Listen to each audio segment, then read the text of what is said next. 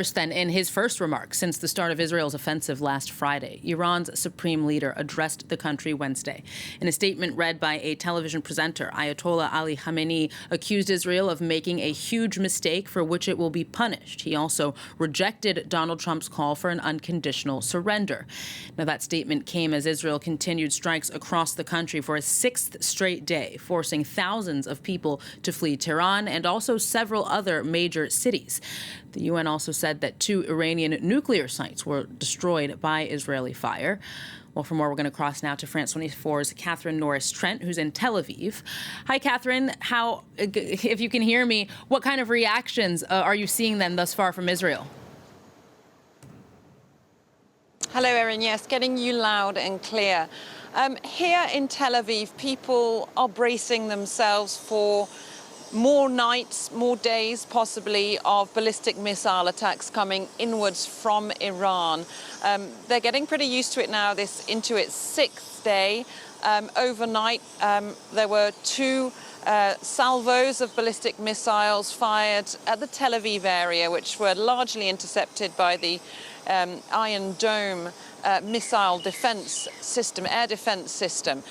People are becoming used to it, they're tired, but they're also feeling rather defiant. They're saying, most of the people we speak to here in Tel Aviv, even those who are on the political left of the system, have been saying that they support Benjamin Netanyahu taking action on Iran. For people here, this really is seen as an existential threat. And so they say Israel should do whatever it takes to stop Iran getting a nuclear weapon. So that has rallied support somewhat behind the Prime Minister, who had been seeing opinion polls fading. In a recent survey for Channel 14 television in Israel, more than 80% of respondents said that they thought the Prime Minister was doing a good or even excellent job when it came to Iran. And 75% of people in that poll said that they would like to see regime change in Iran. So people here remaining defiant, remaining resilient. There are even people coming back to Israel, Erin. The Israeli government has put on repatriation flights for Israelis who've been stuck abroad since the attacks on Iran and the retaliatory fire began. The airspace has been closed. So some 2,600 Israelis have been flown in so far on special flights. People aren't able to fly out, though. Those that do want to leave, anyone who's stuck, any tourists or people with dual nationality, well, some of those are seeking any way out they can, including paying up to $2,000 for yacht rides across the Mediterranean, some of them to Cyprus.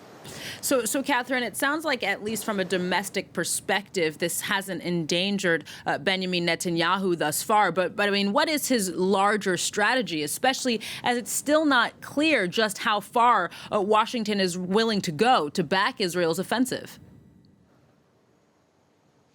Well, that is a big question, and one that's starting to be raised as well by people here.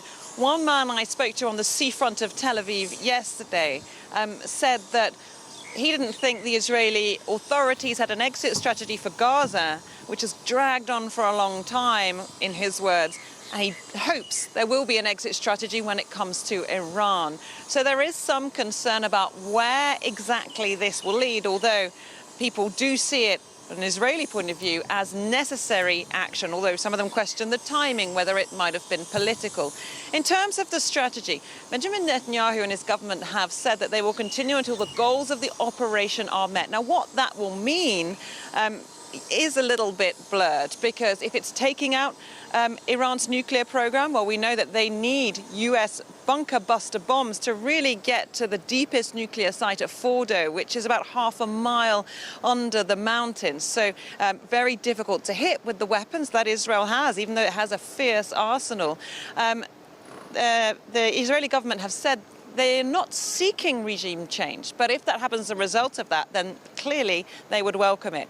The foreign minister, Gideon Saar, has been down at one of the bomb sites near Tel Aviv in a suburb, and he was telling diplomats that no negotiations are taking place and that Israel will carry on until it meets its goals. So they, on the surface at least, remaining very defiant. And we understand, obviously, a lot of talks are going on with the US about what exactly the role the Americans Americans could take, and that could really determine the shape and the length of this offensive.